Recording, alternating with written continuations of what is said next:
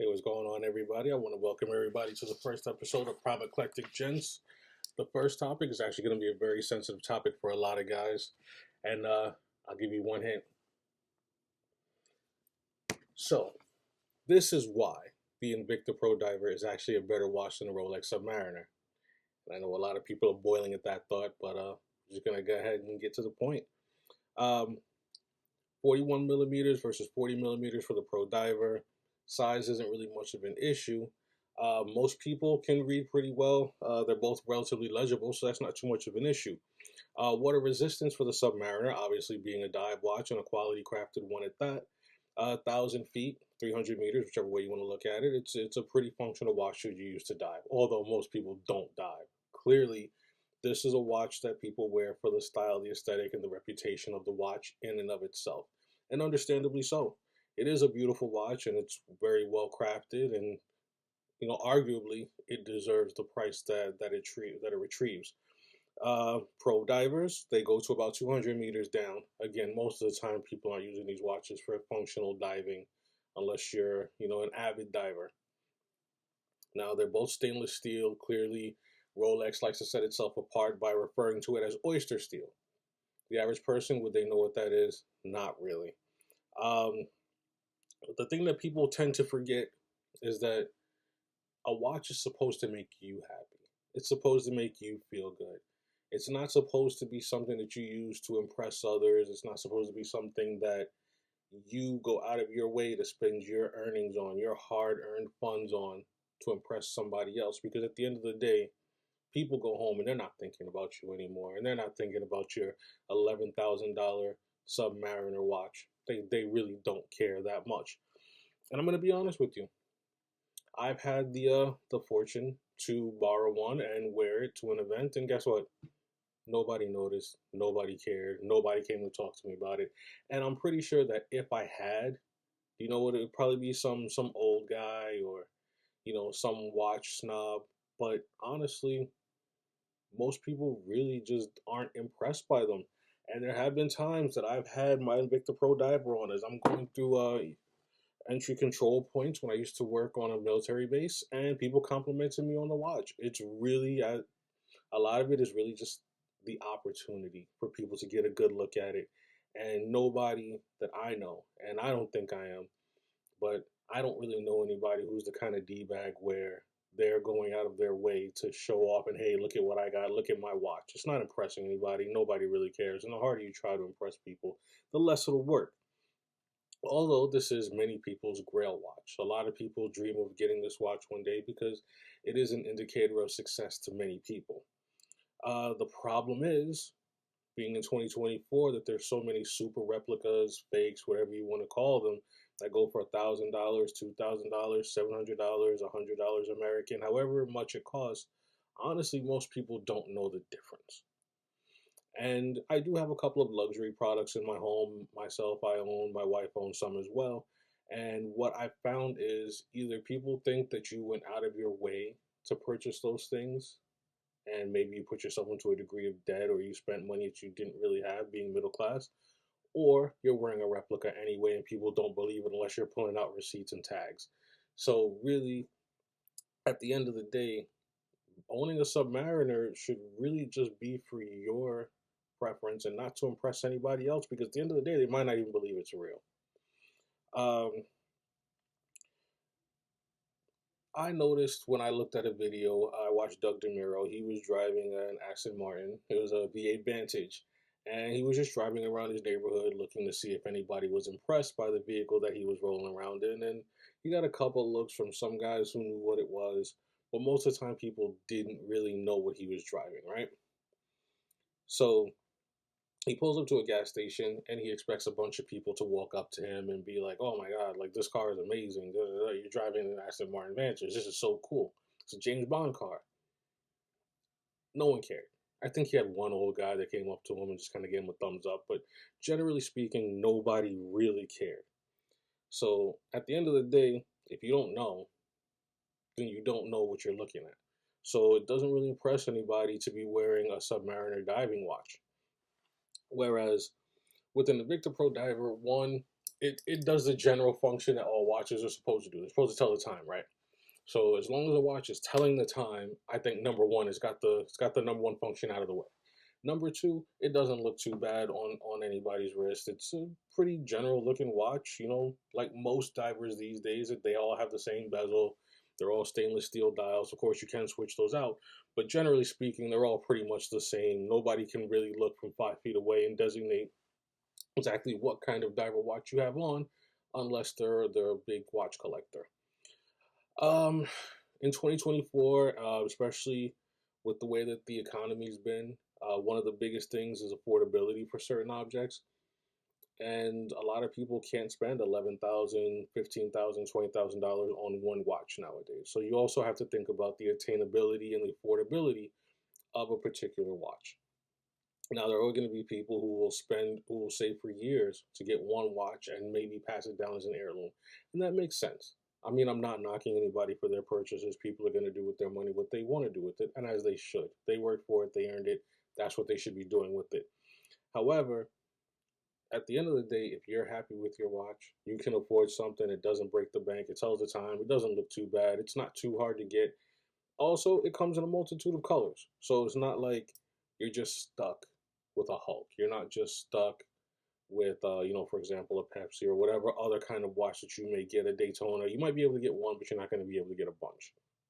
And that is one of the things that I do like about the Invicta brand.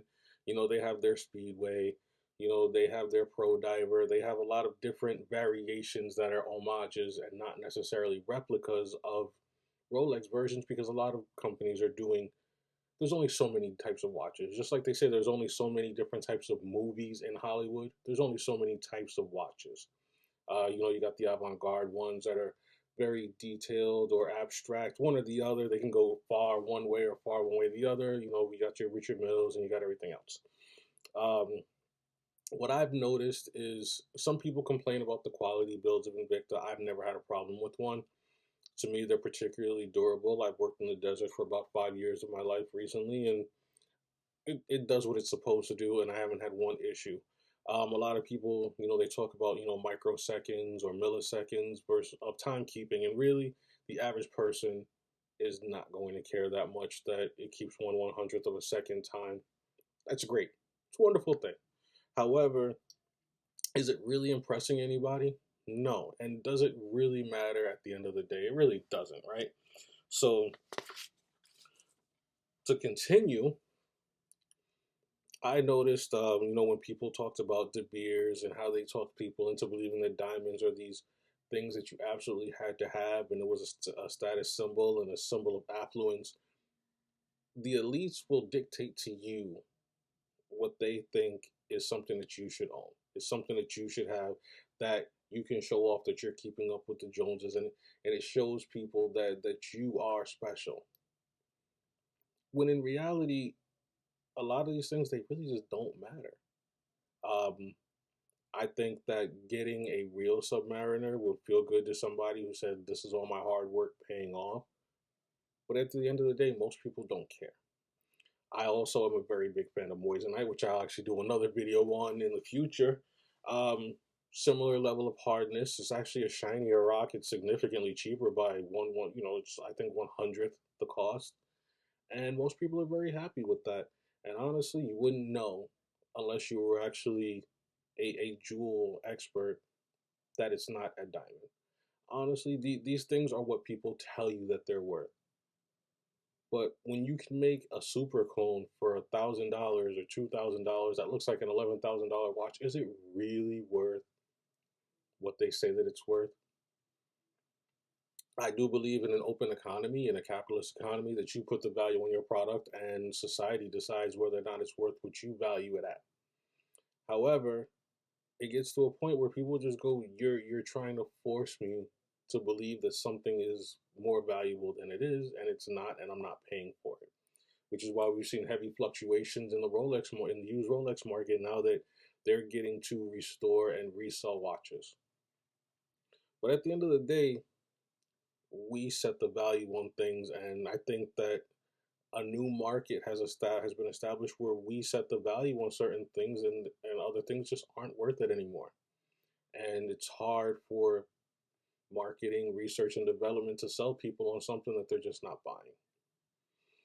Um, Having said that, I do believe that the Rolex Submariner is a work of horological art. It's a gorgeous watch to behold, and you can't sit a pro diver next to a Submariner and say that they're in the same league because they're not.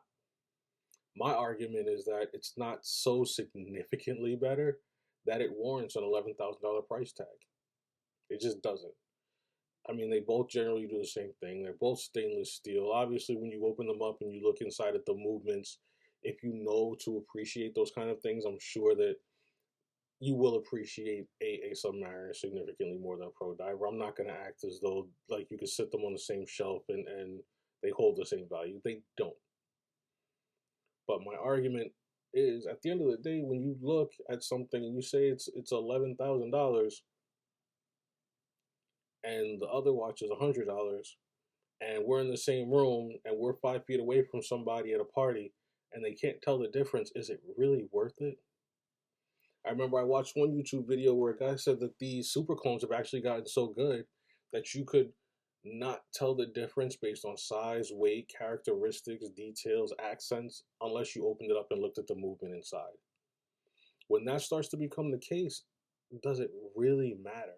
Is it really worth what they think it's worth? Now, a real watch with the box, with all of the records and everything kept for decades, it will hold its value and more than likely it will appreciate. But if you're not a watch collector or you're not a big Rolex fan, these aren't things that you're keeping for that type of value anyway. You're actually wearing it because it's a nice piece, it's nice to look at, and you like it, and it tells the time. So you're 4 for 4. And at the end of the day, an Invicta Pro Diver actually checks all of those boxes. So when I look at all of these things in totality, the other thing that comes to mind is, yes, the Rolex Submariner is a decent looking watch. I mean, nobody ever said that it's ugly. Obviously, the styling's been replicated on numerous occasions. However, if I were to spend anywhere between, $2,000 to $10,000 on a watch, I do think that there are some better options. You've got Grand Seiko, you got the Omega Speedmaster or the Seamaster, you've got the Breitling Navitimer, you got a couple of Breitlings that I've seen used that are on the market for $1,500, $1,900. Granted, they're not a Rolex Submariner, but is it really that much in terms of superiority? Is it really that much of a bigger value to have a Submariner than it is to have some form of a Breitling? I mean, it's debatable. Also, when you look at watches that are dive watches, and if you don't want to go the extremely cheap route of the extremely inexpensive route of buying a Invicta Pro Diver, there are some watches that are significantly less than a Submariner, but also significantly more than a Pro Diver. Like, I do believe that the Tudor Black Bay is a beautiful watch. It's absolutely gorgeous. I do think that it's a better value than a Seamaster. Also, I've seen Seiko Prospects, a few different colorways of those are actually relatively attractive as well, and I'm sure that they'll get plenty of compliments, especially if you match it up well with a nice suit. Um, Orient is a brand that I'm interested in. I don't own any yet, but I do look at a couple of the Makos, and I think that those would actually be some really good watches to probably add to your collection. And they're all really nice dive models for relatively low prices when you start talking about anywhere between $300 to about $6,000. So now you save yourself about $4,000 or $5,000 off of a watch, and you have a Tudor Black Bay, which is essentially an in-house smaller version of a Rolex brand. Most people nowadays want something where function is superior to form. Does it tell the time? Does it hold its value well? Is it relatively durable? Is it something that I'll be able to use on a regular basis? And unless you're one of those people who are going to wear your Rolex until the gears literally start popping out, most people aren't going to wear their Oyster Perpetual anything on a daily basis. So at this point, is it really worth it to spend $11,000 on a watch that you might wear once a month to a party? Or you might wear to go out to grab a cup of coffee at Starbucks real quick, but then you put back away into your collection, into your safe because you don't want it to get damaged, lost, or stolen? Right now, a lot of Americans are looking towards value. And you have to also think that with value also comes usability. And when you realize that most of the time you can't just walk around the United States of America in most neighborhoods, not affluent neighborhoods where security is prevalent, but in most neighborhoods, you're not just going to walk around with a legitimate, real deal Rolex on your wrist. And if you are, you're not telling everybody that it's a legitimate, real deal Rolex because it won't last long on your wrist. So I think for the average person, when you look at it and you look at value and dollar for dollar, usability, um, all the other things that come with value, affordability, attainability, the ability to actually keep it on your wrist and not be held up at gunpoint and have somebody snatch something off of your arm, and no fear of losing it. Because I've actually lost an Invicta Pro Diver. I was in a changing room and was trying on a form-fitting shirt and it would not fit on with the watch. So I took the watch off, hung it on a hook, wore a couple different outfits, walked out with a couple outfits, did not put my watch back on. Realized it wasn't on about 10 minutes later, came back, it was gone. Was I upset? I was upset. I love the watch. I think they're pretty cool. They fit pretty comfortably. And it's something that I tend to wear on a daily basis. And I even got my wife the ladies version. Was I upset that it was gone? Yes. Was it the end of the world? Absolutely not. I bought two more. So I think that these are things that also need to be taken into consideration when you own a watch. Because it's always been a goal of mine to purchase a Rolex at some point because I wanted one. But as I've gotten older, I've realized I'm not going to wear it all the time. And if I were to lose it, it would be a significant financial blow to me when I could have paid some bills. I could have bought some property. I could have purchased a new vehicle. I could have upgraded, serviced my vehicle. I could have given that to my children for them for school. There's a lot of different uses that I could have used that money for. So when money is not an option, something like a Submariner is a definitely a good investment. But for the average person, and I would say for the majority of most Americans, owning a Submariner versus a Pro Diver is not a value purchase. I don't believe it's a better watch. I don't believe that you're getting a significantly better watch for the price that you're paying. When you add up all of the things in terms of the affordability aspect, the attainability aspect, the presentation, the propensity for people to use super clones or to make fraudulent watches altogether, a Submariner just isn't worth it anymore.